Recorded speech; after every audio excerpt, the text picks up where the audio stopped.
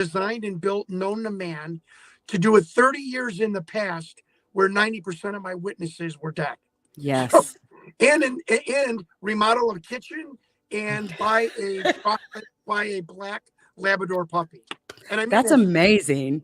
you know, my wife and I aren't the sharpest pencils in the drawers. So to take it all back. Amazing. But we did. Yes. So little, and I just want to before I begin with my investigation, because there's somebody else out there that's the only true Victor investigation. I just want to let you know. Yeah. You know what I went through. I interviewed 43 experts. Now that's many times. That's contacting them. That sometimes is waiting 5, 6, 7 months, a year to finally speak to them. I've sent over 287 emails. I've traveled to 7 states in America: Havana, Cuba, London, Oxford. I've paid $2,500 to do a secondary high-tech video analysis by the man National Geographic hired to do the high-tech analysis of Patterson-Gimlin. So, when you're taking $2,500 of the checking account, mama's not happy. Mm-hmm. But I did it. I've contacted people like Hewlett-Packard Space Labs. I've done my own experiment on could I create this monitor myself, to hoax it myself, to get sources. I drove over 10,343 miles for this investigation in America. I have interviewed 4 special effects experts, 2 lie detection experts from the Reed School of Lie Deception, an FBI analysis, 4 police officers. I've been to 7 states. I've done 13 FOIA requests. I've written 6 congressmen, 4 articles for online magazines. I've researched this. My journey has gotten so bizarre. I spent months researching protein enzyme extraction, ham radio operators, and I've spent probably about 3 weeks combing obituaries on legacy.com. Wow. I spoke with a former retired rep of the Vatican. I've gotten tinnitus for my trip in Havana. I'm not piling on that I got the infrasound attack like the diplomats got. All I know is I came back from Havana with tinnitus. I have ringing in my ears currently. I don't want sympathy. I'm just telling you the stuff I had to put up with. I got dysentery in Havana. I almost had to go to the hospital for hemorrhoids because of the dysentery. And then, I know that's Seinfeld-esque, but it is the truth. I've been blacklisted by the Pentagon. The truth. I have been no contact blacklisted by the Pentagon. Like if you ask somebody from the Pentagon, can I speak with Jon Stewart? It is a cease and desist, no contact order. I am, according to the FOIA department of the Defense Intelligence Agency, I am the only FOIA requester in DIA history that has his name on the computer of DIA without a file attached. Wow. And I've never seen this before in the history that I've been here at the FOIA desk. His name was Andrew. So, and I've done the study of 16 millimeter film in the Air Force. I've become an expert on VHS digital overlay graphics, which is what was on the bottom of the film. Mm-hmm. I've gotten to be an expert on military uniforms, the history of Area 51, and mining and construction of these underground facilities. So if there's somebody else out there that has done a more comprehensive investigation, and I'm not saying this as a Christmas brag letter, I just want to get it across to people. I work my ass off for you, for the American people, so I could come to people, like you, and pound my chest a little bit for the fact is that I worked hard. Yeah. And I did the best job I could. And I am one of those few UFO people, alien phenomenon people that come out and say, I don't know either. I'm one of you. I don't know the truth either.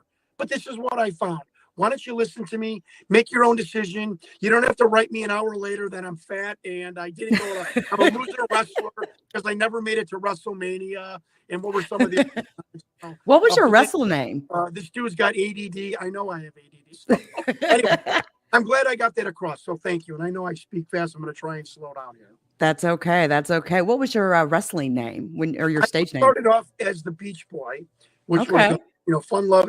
I quit Memphis State football in '86. I started wrestling with Jerry Lawler, and then I became the illustrious Johnny Stewart, which was like a Ric Flair gimmick. And I Love did this Ric in Flair. college. I wrestled Sergeant Slaughter on the ESPN main event while I was a junior in college. I am telling you, Sergeant Slaughter was quizzing me about managerial psychology the following Monday in the locker room of the Mayo Civic Center. So I've had a very bizarre, very, very bizarre Very life. interesting life. Yeah, and for a guy that just wanted to step in the ring once, because wrestling in the 80s was like the mafia. There was no entrance way. You had to finagle your way to meet a wrestler or promoter. You had to beg, Yeah. borrow. You had to go through, just like the mafia, loyalty test and whatnot. And for a guy that just wanted to climb in the ring once, and, I got to wrestle on ESPN for the light heavyweight championship of the world. I know wrestling is all about miles and money. I put in the miles. I didn't get a lot of money. But it was a great experience. I've had a lot of great experiences, and I think that is part and parcel to some of the success that I've had with this investigation. I've become extremely tenacious. I don't give up. I've learned through traveling all these years with wrestling to be kind and slightly. It's a bad word, slightly manipulative to get ahead of the line, or to get an answer, or to get on this next flight, or get it. It's called being, but in a good way, yeah, in a good way. Yeah. Oh my God, that's a beautiful blouse, and can I get on the next flight? And and are you a wrestler? Of course I am. Do you want a picture? Okay, that kind of stuff. And Leakyu, that was something that first of all, there's really two people that really did a deep dive on this. One was Andrew Burlington in England, who really hyper studied the video, and myself. There's been no one else, and that really pissed Victor off when he came back in the second documentary. But why I think I've been successful where some people have failed, maybe, or didn't come up to par with the alien interview or other videos or other things that people have investigated, is that I never came at any of the 43 experts and whistleblowers that came to me with gotcha questions. I asked a question. I sat there. I listened. I took it at their speed. A lot of times I was tested for weeks and months to see if I was ready to receive any kind of information, and that patience level, which I never had, I gathered, and I would just, I tried to be a nice person and sincere. And I think that really was the linchpin that helped me be a lot successful in finding out so much information about this video and about Victor and about the government's alien interrogation and retention program. Alien, say that word again? Yeah. So let's start with the first bombshell. The official designation set forth by the Defense Intelligence Agency, what I was told. Now, don't be mad at me, Leakyu. I'm going to say that a lot because we have keyboard warriors that are just what I was told. The Defense Intelligence Agency, who took over the entire alien program from the Air Force. You are not going to believe this, but the Air Force in the 60s, when Barry Goldwater was a senator, said, we are done. We can't take this anymore. Project Blue Book is over.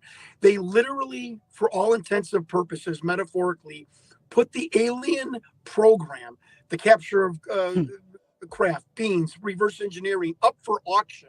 And I'm being metaphoric. And the United States senators, led by Barry Goldwater, started the Defense Intelligence Agency because they were frustrated too. They were getting the runaround. This is really important for people to understand this.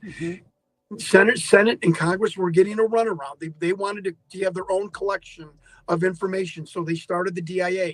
Barry Goldwater was instrumental. By the way, Barry Goldwater, still to this day, other than maybe Harry Reid, is the most read-in briefed senator up until 4 minutes ago. This is what I was told. Wow. He was stymied by Curtis LeMay. Anyways, so the DIA takes and grabs the alien program from the Air Force, from what I was told. And their official designation of what you see on this video is called the Alien Retention and Interrogation Program. That is verbatim from a DIA report. The Alien Retention, which is obviously the capture, Wow. which is a specialized Air Force unit, by the way, that does that, and retention. And there's many names for them. There was an attempt to have some comportment with these beings from off planet. They were called visitors, ambassadors. The interview suite that Victor talks about with this alien creature, which you showed, and we'll talk about, was actually called the Ambassador Suite. And Wow. Sean Morton actually found that out. Sean Morton has been a very instrumental part of just being my coach and, pointing me, like, because he's had an in-depth interview with the Navy SEAL Sentry who was down at S4. Anyway, Right. so that's the official designation. The housing complex is called the Alien Housing Complex. And the next bombshell is that this S4, it's like this really cool name that everybody throws around. And Right. we allow like 3 sources that say, stop saying S4. You're going to be a really intelligent person in the UFO community if you start throwing around S2, Sector 2. That is the entire area where this underground program takes place. And to get there, you have to go to Annex 2, which is just a little bit west of Papoose Lake and 10 miles south of Area 51. And it's Annex 2 is the building that you enter. You drive down the ramp. They hook up an exhaust hose to your car's exhaust pipe. You walk into the office, you exchange badges, and then you are taken underground over to S4. S4 is simply the building that is underneath Papoose Lake, and that has 4 levels, with the 5th, I guess, basically being the top level where craft are stored in a 60-degree angled hangars, and the doors are painted, or covered with a sand-like substance to mimic the mountainside. So Amazing. that's the overall. This program is real. Victor, well, let's just start from the beginning. So there's the recaps. You know, 3 highly intelligent whistleblowers came forward to me and with very bits of information that I just put together for you. Hmm. Just a second ago. It's 97. I'm living this great life. I'm a part-time pro wrestler. I'm an automobile dealer. I'm living downtown in Chicago. I'm not bragging, folks. I'm trying to give you context so you understand why this grabbed me. And I got a boat on Lake Michigan. I'm driving an 8-year-old black Porsche. I mean, I was like Charlie Babbitt in Rain Man. I was just, auto dealer, wrestler. I was running for state rep. And my buddy's like, hey, there's going to be some kind of alien show on the UPN network. So it's called the Alien Interview. Forgive me. This is my George Costanza and me. I'm thinking Alien Interview. I'm going to see a humanoid looking person at the Pentagon with a clipboard trying to get a job interview. I really didn't know. I've got my chips. On the couch, and the Chicago skylines to the left of me. I'm drinking my Diet Pepsi, and all of a sudden, this unproduced, non-Hollywood special effect creature comes on the camera, and I thought I was being punked. I'm like, what am I watching here? There was no cuts. There was no blurriness. No one was purposely trying to block your view. Hmm. Only Those things that they do, those techniques that they use. Right. Yep. I call it bullshit. you know, Yep. and at the end it shows, or towards the end, you do see a highlighted quick shot of the creature's torso. There's no puppetry in front of it or underneath it. And my first instinct is this. And again, folks, just work with me here. If you're going to hoax an alien video of a gray alien, why do you make it terracotta, or as Linda Howe calls it, peanut butter color? Why is Right. this thing gray? If you're going to hoax me, make it gray. If you're going to have a hoax gray alien, why does it not have almond eyes? Special effects people have told me that's an easier hoax than a round eye because of the nature of the servos, or however you would move the skin. So Mm. you initially put out a video of a gray alien that's brown with round eyes. Mhm. I would say you're an idiot producer to start with, in your Mhm. waste. whoever is hosting this video.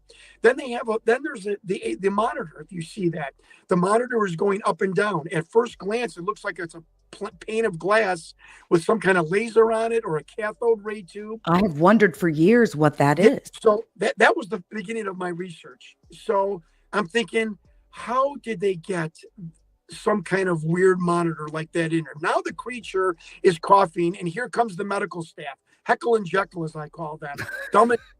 I know these men now. I mean, folks, the two men you are seeing going to be entering the room who touched the creature. One is dead. One is still practicing medicine in Connecticut. I mean, An actual doctor. And two doctors, here they come. Tweedledee and Tweedledum. I'm becoming Victor here because he was very disgruntled. Yeah. As Victor said, the medical staff is hired more for their willingness to keep secrets than their medical knowledge. And so the man with the gauze to the right of us, he is practicing medicine in Connecticut as we speak. Wow. He's old. He's about 78 years old. The man to the left, he died in California. He's the only doctor I've ever read that doesn't have any information about him on the internet. Isn't that a little strange? Very. The left right now, holding the creature's shoulders. I spoke to his second wife, who he died in. She was the widow. And I'm not jumping forward, but it's a good point to bring this up. I told her, it's like telling somebody your husband is a transvestite. He wears women's clothes. Think about calling an 80-year-old woman saying your husband, worked with aliens. And I'm not going to say her name. She's in California, 80 years old, nicest lady in the world. I told her who I was. And I said, I have very good information that your husband was a physician, a doctor attendant to, I know this is really uncomfortable for me to say, ma'am, but to an off-planet being, an extraterrestrial. She didn't laugh. She didn't hung up. Silence on the phone. I'm like, what's going on here? She goes, well, John, that really makes a lot of sense. And I did this about 20 times in my journey, like, holy shit, this is working. She goes, that really is weird. That really makes sense. And I said, well, why is that? Can you elaborate? She said, my husband refused, this is a quote, my husband refused to talk about anything to do with his time in the Army Medical Corps. Now, again, this is George Costanza. What's the Army Medical Corps? Right. She's like, well, that's the doctor corps of the Army. I'm like, okay, I never knew that. She said, John, this is weird. Folks, verbatim. John, this is weird. All of our friends who are our age, they were in Korea, World War II, Vietnam, other than harsh combat situations. All of our friends have these hilarious stories about boot camp or, being shipped off here or their drill instructor or their commanding officer or really cool stories of the armed forces. She goes, we would be, out with couples of our age. And my husband would sit there and never inject any story about his time in the medical corps. And she goes, and now I know why. She goes, wow. I said, I will send you the video. I sent it to her. She sent me an email back because I sent it through my email. And she said he's got a thin, pointy nose, and that looks like my husband to the creature's right or left. And I thank you for bringing this to me, and have a nice day. Now, we could stop there, couldn't we? My gosh, that's huge. The whistleblower, and we'll get to this, who sent me the list of people, the doctors in the room, and the military men behind the viewing partition glass, which is what the camera went through. So I do a wrap up here. So what you're telling me is some hoaxer out there found a doctor who is 90 years old, who was in the Army Medical Corps, who has a wife that claims he kept quiet the whole time. I mean, and I called this woman completely out of the blue. Oh, and that Northern California country doctor doesn't have a thing about him on the internet. Makes no sense. How could you be a doctor and not have one, your former office hours or some award? No business, no patient reviews, nothing. And this is what another whistleblower told me. And Don Schmidt, the Roswell expert, tells me sheep dipped, and it's they, I don't know who they is still to this day. Government, the shadow government, this group of people that operate on the periphery of, our world, global society. Right. I don't know. I'm telling you, folks, I'm a UFO a UFO researcher, and I'm telling you, I don't know. So appreciate my humility. Oh, we But do. yeah, and I'm not. I just want to get that across. So a hoaxer found this old lady to tell me that her husband is mums on his experience. Um, And like it made sense to her. Yeah, so that was 97. It's 99. I'm running for Congress. I dropped out of what the New York Times called the dirtiest congressional race in United States history. There was 11 candidates, and we did everything except like autopsy each other's loved ones. It was horrific. My wife's like, "You are dropping out. You have no chance of winning." So I end up endorsing a man that became congressman and a U.S. senator. He's now retired. He brings in John McCain. Folks, I'm just telling you like it is. He brings in John McCain. We do a bus tour of the district at the end of the campaign cycle for the primary or for the general election. So I take a picture with John McCain after his speech. We're about to get back on the bus, and I stop him right before the hallway. I have a picture of this in my home. I said, Senator, I just want to let you know my father worked on was a hydraulics mechanic on F9s in tactical fighter training in Corpus Christi. And he's like, "Oh, I took my course. I took the fighter jet training in Pensacola." He goes, "Oh, that's great." And Dad must be a real cool guy. I said, "Before we get on the bus, Senator, what is the Department of Naval Intelligence?" And folks, this is what Victor tells us is on the bottom of the screen of the film DNI, David November Igloo. And Victor says this is for the Department of Naval Intelligence. Now I'm asking. I think it's right under. Okay. So, yep, DNI right there. Here's Leak You. Here's the idiot hoaxer number 3. This is you and I are hoaxing this video, so we've hired Phil, the producer. Phil puts an acronym on the bottom of the film of a military organization that doesn't exist. It didn't exist in 91. You Google it, all you get is the Office of Naval Intelligence. Okay, important to know. Why would you put that at the bottom of the video? I got to be an expert in digital overlay graphics. That costs like $3,000 to put that in acronym, burn it, it's called, onto that. Right. So it's called the DNI. So I asked Senator McCain, what is the DNI? The Department of Naval Intelligence. Leak You, this holly jolly, fun-loving senator snapped his neck. His eyes metaphorically got black. He said, "You don't need to know anything about that." And he snapped his neck and he walked into the tour bus, never to talk or approach me for the rest of the weekend. So let me ask you a question, because I'm Jon Stewart, the wrap-up artist. I got a video of a gray alien that's brown. He's got round eyes instead of almond. I've got a United States senator that I told an acronym on the bottom of the film of a military organization that doesn't exist, and he ripped my head off. And I've got a wife that's telling me that the husband, the medical doctor on The Creature's Right, never talked about his time in the medical corps. What would you do in 1999? And I'm like, I don't. Nuts. Yeah, investigating. I'm at this campaign rally and there's reporters and everything. I'm like, I don't believe what just happened. And legitimate reporters, because I'm not a professional reporter, have told me, John, that we've had those moments where you're onto something, where you've touched the third rail. And you've hit something, you've hit a nerve. Okay, I live life. I have kids. My wife and I, who I'm still married to for 22 years. If you want to give credit to anybody in this journey, credit that woman. Shout out to your wife. Up to 4 a.m. for 5 years watching documentaries and YouTube and writing notes with my pen that glows, that has a light at the end. So I write in the dark. Anyway, I just want to give my wife Joanne credit for that. She's just awesome. And so I living life and whatnot. And I'm in my driveway one day and it's COVID. It's the first time I've had a day off without it being a vacation. I'm a freaking workaholic that I'm a recovering workaholic because now I'm semi-retired. Yeah. Don't be a workaholic, So I was, recovering workaholic. It's the first time I've had some days off because of COVID. And I'm in my car one time on the driveway and I got really home early. I'm an automobile dealer and a lot of my occupation is buying cars all over the Midwest at auctions. So I had an early day and I'm in the driveway. I wasn't visited. I didn't hear things in my head. So we can, the keyboard warriors.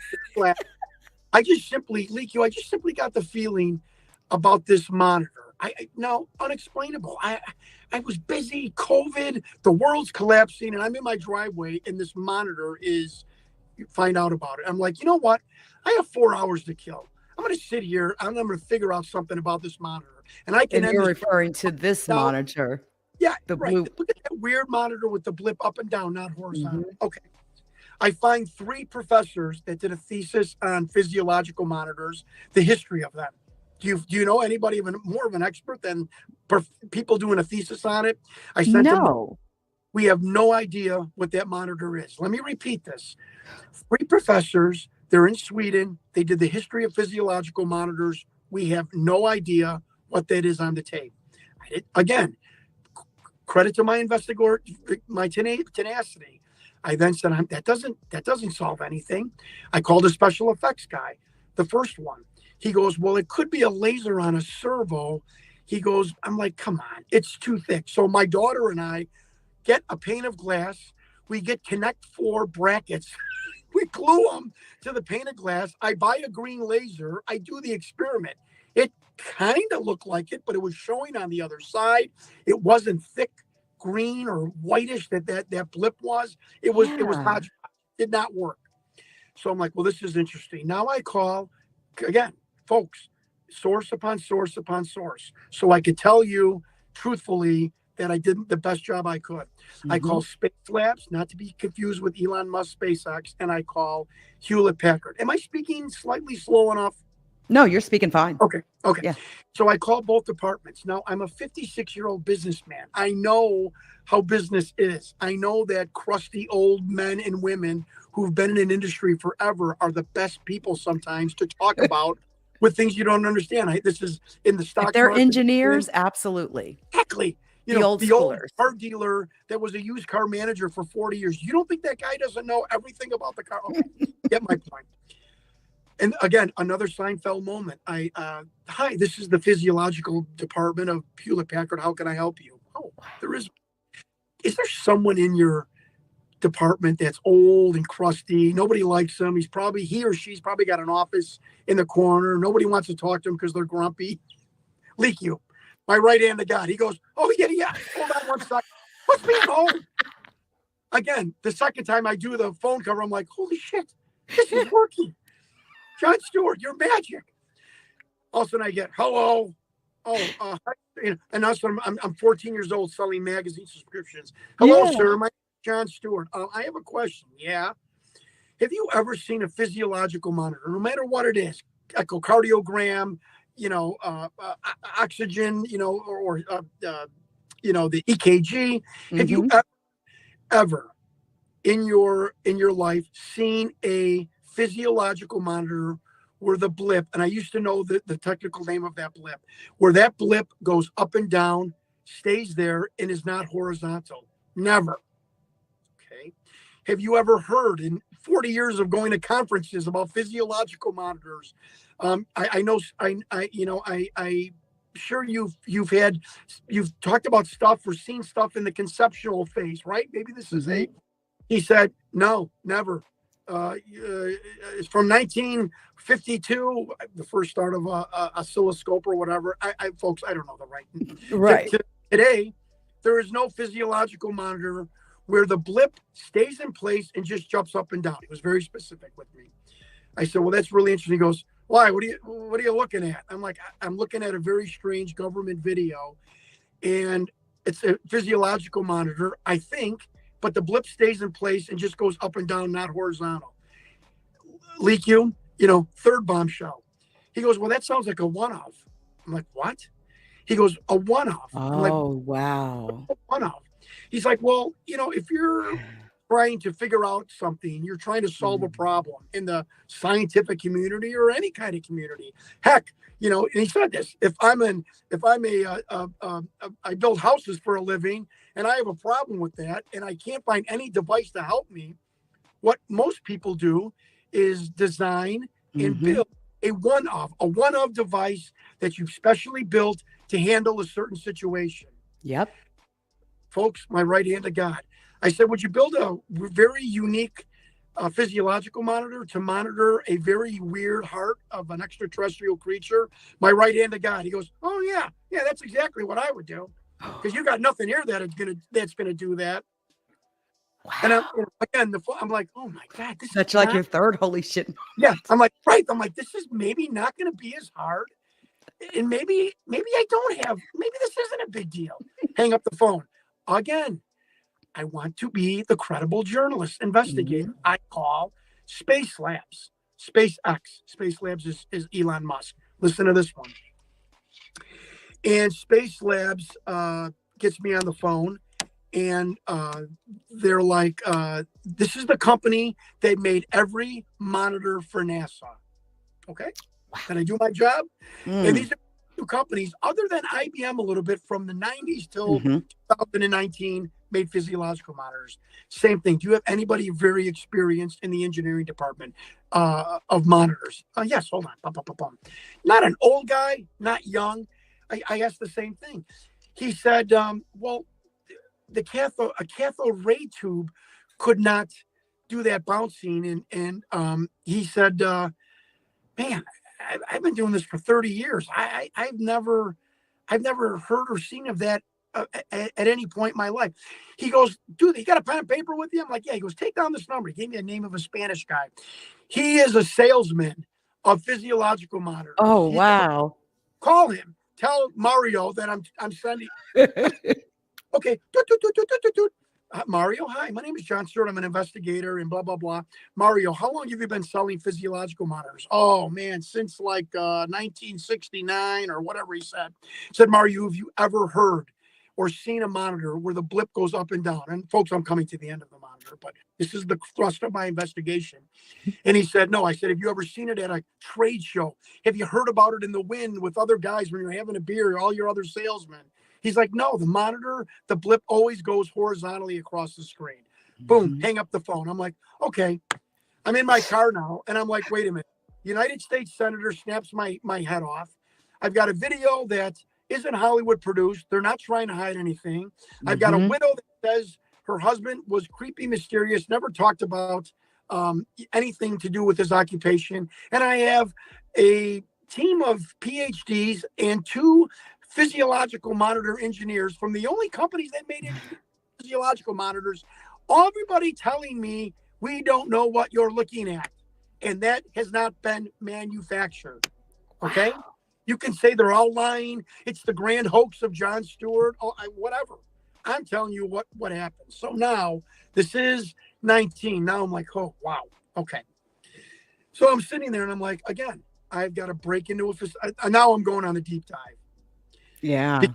I'm tenacious. I said, now I got to break into a facility 30 years in the past. It's the most high-tech, secure facility in the planet. And I'm probably thinking that 95% of my witnesses, I found out correctly, yes, are dead. Yeah. But I'm going to give it the try. So park, it's a great, cute little story that should be part of a movie. I'm on the park bench, and my black lab is flushing bushes, trying to get birds to scare up or squirrels and everything. You know, again, folks, I know a lot of people haven't heard of me because I've not been an investigator in the forefront of ufology. I'm Bob Lazar in 1989. So I'm like, well, how? I don't know anybody. I don't have any names. I don't have numbers. I mean, maybe I can write some names down from documentaries. And I'm watching my dog, and I'm like, wait a minute, bird dogging. This is what I have to do. I got to go out and bird dog. I got to put myself out on podcasts or YouTube shows and try and get this journey, this investigation to metastasize, the Oprah effect, put it out in the airwaves.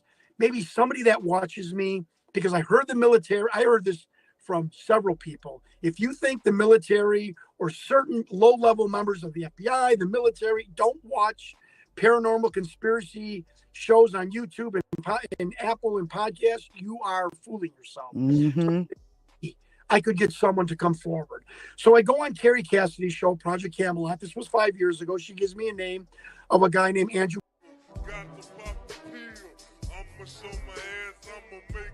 The judgment sentence that you are an asshole. The trial is over. Thank you, everybody. Let's play a game. You have 10 seconds to take all your stuff and get out of my life. 10, 9, 8. God bless you, motherfucker. You're really smart, like really, really, really smart like I am.